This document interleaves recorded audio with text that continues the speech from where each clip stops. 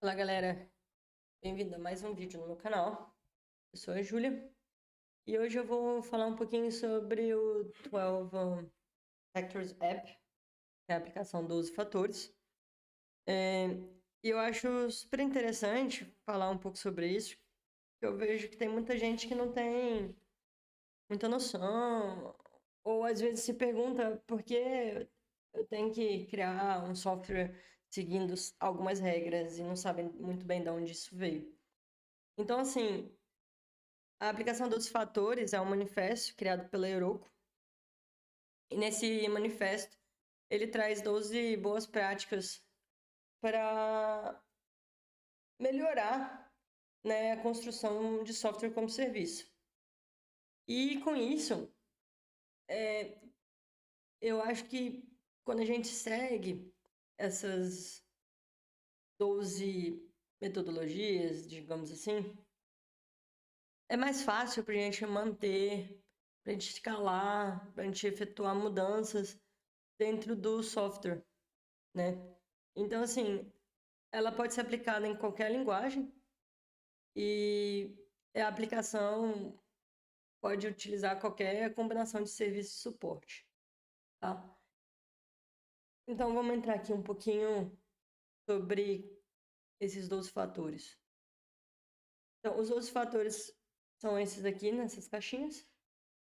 Como você pode ver, ele começa com Codebase, que é a base de código. E quando a gente fala em base de código, a gente fala em versionar o código da nossa aplicação, utilizando uma ferramenta de versionamento, que aí pode ser o Git, que é o mais conhecido, Subversion, entre outros. Depois a gente vai ter a parte de dependência. E assim, o que a gente sugere, né, é que a gente declare e isole essas dependências. Existem algumas ferramentas que podem nos auxiliar nesse processo, por exemplo, Chef, Ansible, Puppet e até mesmo Kubernetes.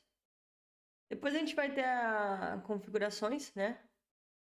Que, por exemplo, quando você tem uma aplicação, essa aplicação ela vai ter algumas configurações, né? Você vai ter que passar, por exemplo, a porta, um URL de base de dados, por aí vai. E o que a gente fala aqui é que a gente sempre armazene essas configurações no ambiente. E dessa forma a gente pode usar, por exemplo, variáveis de ambiente, que é bem conhecido. Depois a gente vai para os backend service, que são os serviços de apoio. E os serviços de apoio, assim, como eu falei ali no slide anterior, pode ser banco de dados, pode ser ferramenta de mensageria, cache. Então, assim, todos os serviços que vão apoiar de alguma forma a sua aplicação, tá bom? Depois a gente vai passar aqui para build, release e run.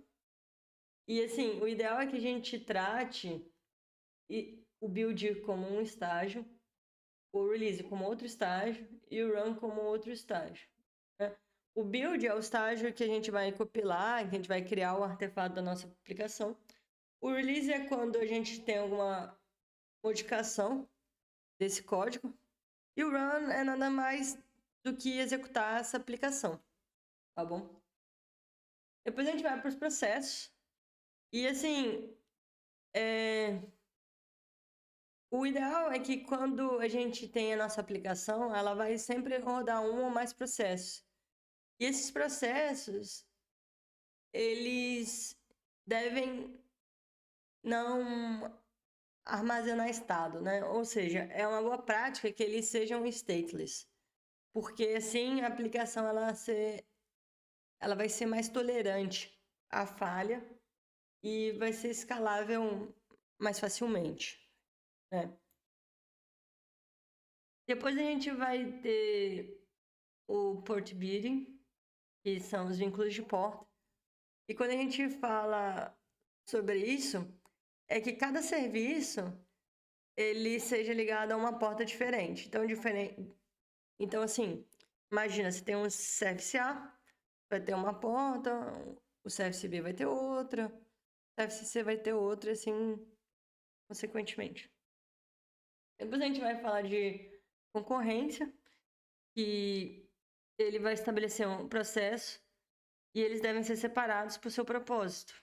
Então, assim eles podem ser separados e escalados de acordo com a sua necessidade, né? Depois a gente vai ter a disposability, que o que a gente fala sobre disposability, né? Assim, o aplicativo, ele não pode escalar, implantar ou recuperar rapidamente, se ele levar muito tempo para entrar em um estado estável, né? Então, assim, o ideal é que o aplicativo ele possa ser iniciado ou interrompido rapidamente, né? Então, assim, a gente vê isso muito em container, que ele vai nascer, vai morrer e você errou, matou o container sobre o outro. Então, isso é o disposability. Depois, assim, a gente vai ter Dev Prod Parity, que é a gente sempre ter ambientes que sejam mais semelhantes à produção, né? Para a gente sempre ter um espelho, digamos assim, da produção, mas antes de estar em produção, entendeu? Depois a gente vai ter logs. Então, assim,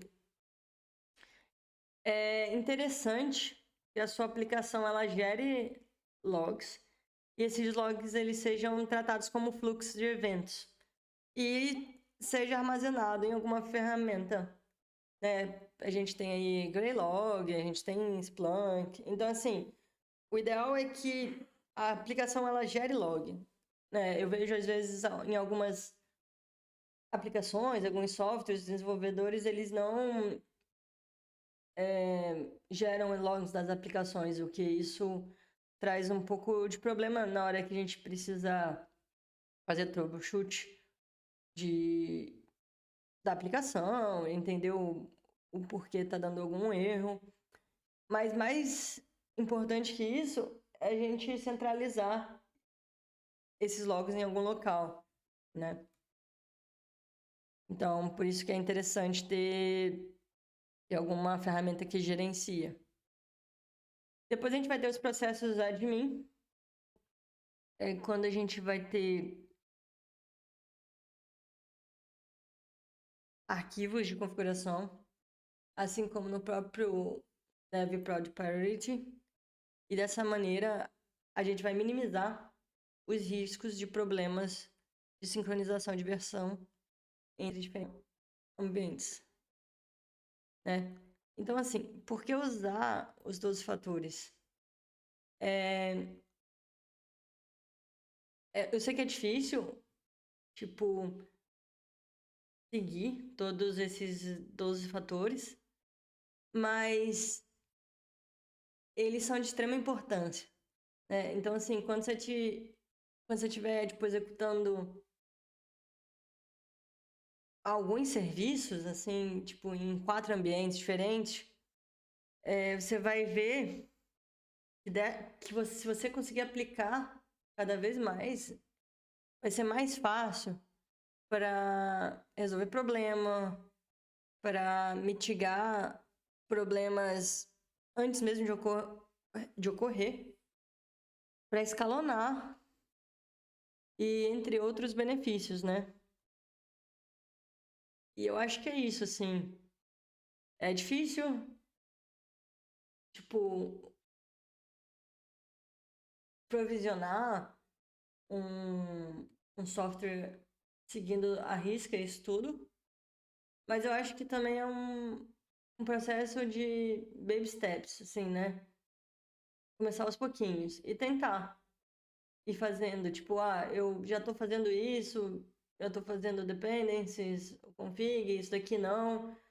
E aí depois, tipo, poxa, quando você for manter de novo essa aplicação, fala assim, por que não agora fazer o port bidding, entender como que eu estou gerenciando meus processos, até conseguir seguir da melhor forma possível, mas também, assim, levando em conta a aderência disso para a companhia que você está trabalhando. Eu espero que vocês tenham gostado e qualquer dúvida, comente aqui embaixo. Obrigada.